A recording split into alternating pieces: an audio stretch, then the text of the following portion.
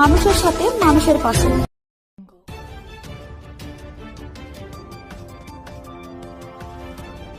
দক্ষিণ চব্বিশ পরগনা জেলার সুন্দরবন পুলিশ জেলার নামখানা থানার উদ্যোগে ও বন দপ্তরের পূর্ণ সহযোগিতায় নামখানার রাজনগর বিশ্বম্ভর হাই স্কুলে একটি বৃক্ষরোপণ কর্মসূচি করা হয়। মূলত এই বৃক্ষরোপণ কর্মসূচিতে উপস্থিত ছিলেন সুন্দরবন পুলিশ জেলার অ্যাডিশনাল এসপি জোনাল কৌস্তব রায় আচারিয়া, গঙ্গাসাগর এসডিপিও সুমন কান্তি, বন দপ্তর নামখানার রেঞ্জ অফিসার পলয় রয়, দক্ষিণ চব্বিশ পরগনা জেলা পরিষদের সহকারী সভাধিপতি শ্রীমন্ত কুমার মালি সহ বিশিষ্ট ব্যক্তিরা।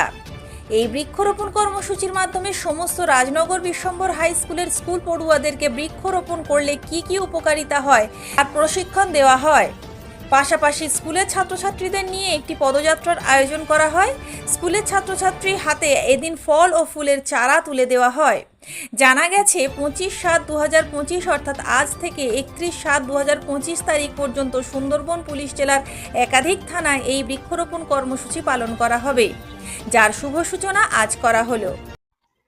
আমাদের আগে থেকে বন দপ্তরের পক্ষ থেকে সাধারণ মানুষের জন্য 14 জুলাই থেকে যে অরণ্য সপ্তাহ থাকে 14 থেকে 21, প্রত্যেক মানুষকে 2টো করে চারা দেওয়া হয়।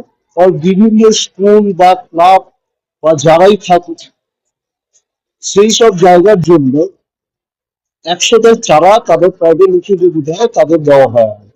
আর আমাদের যে আজকের মূলত যে অনুষ্ঠান সেটা সুন্দরবন পুলিশের পক্ষ থেকে 5,000 চারা চাওয়া হয়েছিল তাদের এই অনুষ্ঠানের জন্য।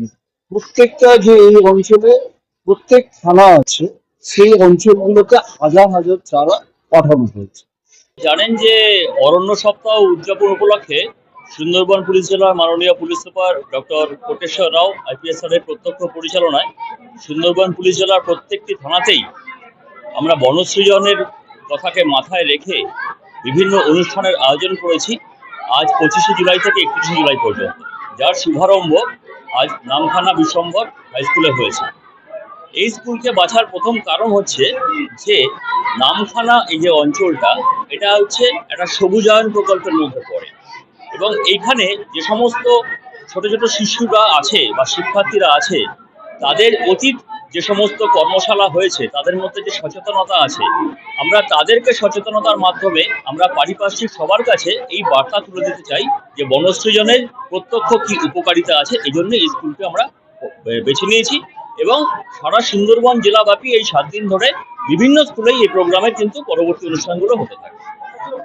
আমরা বন বিভাগের থেকে এখনো অবধি প্রায় 5,000-এর মতো স্যাপলিংস পেয়েছি, যেগুলো আমরা সমস্ত জায়গায় ইকুয়ালি ডিস্ট্রিবিউট করে সেগুলোকে প্রপারলি যেন বৃক্ষরোপণ করে তার পরিচর্যা করা হয় সেটাকে সুনিশ্চিত করব। নামখানা থেকে শুভজিৎ শাসমলের রিপোর্ট, বঙ্গভূমি নিউজ।